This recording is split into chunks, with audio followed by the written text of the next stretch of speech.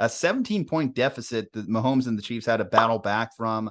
The Raiders, their season, God, they're going to have one of those seasons that we look back on and think, man, they had so many coin flip games. McDaniels, man, I'm sorry, but second time around, I don't think anything's much changed. Some things don't change. Andy Reid and the Chiefs just continue to own the AFC West. So credit to you. 4-1 going against the 4-1 Buffalo Bills. It's going to be in Arrowhead, which Arrowhead was, I think, the biggest X factor in that game for the Raiders, because after the roughing the passer call, things got loud.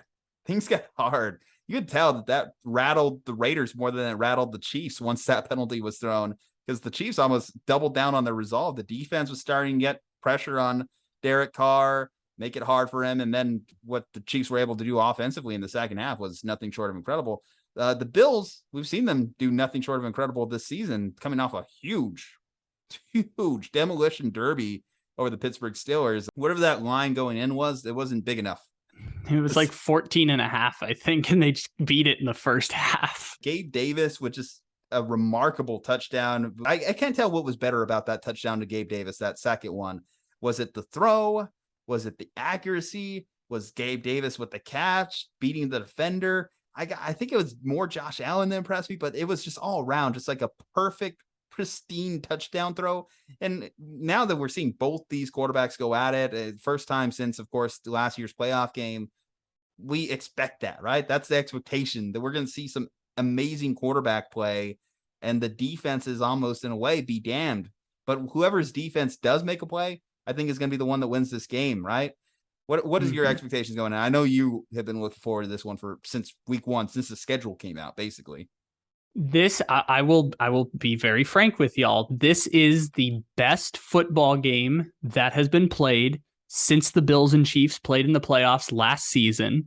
This will be the best football game that is played all season in terms of the skill level of the two teams that are playing. Very early in the season, there's a lot of confusion about who is good and who is bad, and you'll hear it on talk shows all over the place. If you can bet on two teams that are great, it's the Buffalo Bills and it's the Kansas City Chiefs. And I know that's boring, and I know it's been the same way for 2 seasons now. These are the 2 best teams in the NFL. These 2 teams going up against each other is going to be incredibly fun. It won't be able to top that playoff game last year, because nothing can top that incredible playoff game that they played last season. And at the same time, these 2 teams, their whole seasons exist to match up with each other in the playoffs. Kansas City's going to have this interesting scheme against the Buffalo defense that's slowly getting healthier while also suffering another injury last week against the Steelers. Kansas City's going to have an interesting scheme. I think you're going to see heavy Clyde Edwards-Helaire, although, again, I'm just a schmuck who's sitting here on a podcast. And I think it's going to be heavy Clyde Edwards-Helaire, both in the passing game and the running game, and that's how they're going to maneuver against Buffalo. And if you're Buffalo's offense, it's kind of just like, I mean, not like pick your poison, but just like, how do you want to go about this? Like, there's so many different ways they can hurt you. They will take the top off you if you bring down the 2 high safeties. But if you open up the middle, they're going to hit you with screen games, and they're going to hit you with drag routes and slant routes. If they want to run the ball, Josh Allen's your running back 1, and he's one of the best running backs in the NFL when you choose to use him in the run game. It's a pick your poison situation, and the winner is going to be everyone who watches this game. It's going to be so entertaining to watch, because it's going to be the pinnacle of offensive football. That's going to be something to monitor, how the Bills choose to utilize Josh Allen, because, well, this game has a lot of meaning for the fans.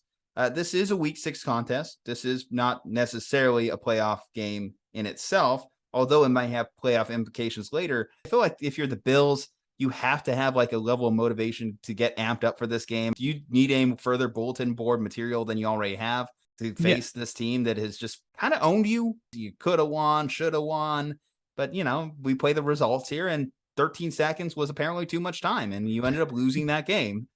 Yeah, and when it comes to the playbook situation, I've said since the Rams game ended, the entire purpose of this season for Buffalo is to be healthy when you get to the playoffs. They're going to win the AFC East running away. They're going to whether they get the 1 or the 2 seed is important, but they'd rather preserve everyone's health than get a top seed in the AFC playoff. That's more important to them than getting a top seed. So therefore, I think preserving everyone's health is most important there. And I thought they weren't going to call the Josh Allen playbook because at the end of the regular season last year, Devin Singletary was one of the 3 most used running backs in the NFL the last 4 weeks of the season, which was what I could guess was a protection of Josh Allen because they got to the playoffs and I think Singletary had like 3 carries in that Chiefs playoff game. Like they didn't use him at all. But then I was watching the Bills-Ravens game a couple weeks ago, and once they went down 20-3, Sean McDermott's like, we're calling all the Josh Allen plays in the playbook, and he's taking hits and he's doing designed runs, and they opened up the whole playbook, and lo and behold, they scored 20 unanswered points against the injured Ravens secondary and the not great Ravens defense. I don't know. The playbook's at your disposal. It's just finding a balance between what plays you call and protecting the health of the Josh Allen / offensive line tandem that the Bills have built up. What do you think is going to be the biggest difference from this game and last year's playoff game? I think that there's just not going to be the same sense of urgency. So I don't think you're going to see the same fireworks offensively. I think, like I said, Kansas City is going to be a lot of screen game and running the ball with Clyde Edwards-Helaire. They're going to try and control time of possession to keep the defense off the field. We saw the Raiders kind of picked apart that defense a little bit. So the Chiefs defense is better this year than it's been in some of the past years during the Chiefs dynasty. And it still has flaws. Obviously, McDuffie's been out for them. Yeah. Frank Clark left in the middle of the Raiders game. So, like, they're not perfect, and they're relying a lot on Jalen Watson and some 7th and 6th round guys. Nick, I thought he was white for 8 months. Bolton had a great game on Monday, and the Chiefs are going to try and control time of possession, I would assume. It's going to be a lot of, like, 6.5-minute drives, strategically working Kelce in the middle of the field. So I think it's going to look different. But at the same time, if it's like remember Buffalo and Kansas City played last year and Mahomes threw like 2 picks and the Bills were up like 28-7 at halftime and never looked back. Like if it's a game like that, then obviously the tempo might change in the middle. But I think coming out, it's going to be like Kansas City, very methodical, very strategic with how they move it. They might punt a couple times because they don't call the most aggressive play moving it down the field. That would be my guess in terms of how it looks different between last year's playoff game. And your prediction?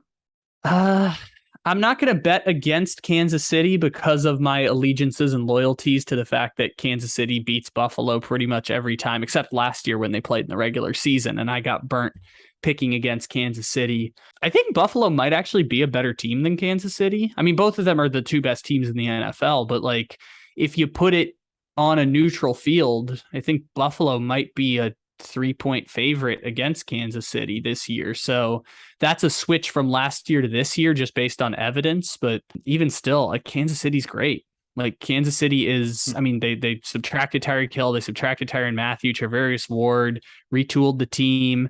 And they're still great, which of course I keep saying it from the very beginning when I picked them to win the division and pick them to win the AFC is like, you have the greatest quarterback I've ever seen and the greatest offensive coach in the history of the sport. It's a pretty good building block to start from, even as you interchange the pieces around them. You kind of mentioned Tyreek Hill as one big difference from last year's game, but I think it's an important difference. Last year in the playoff game, he caught 11 passes, 150 yards and a touchdown, and his presence was felt.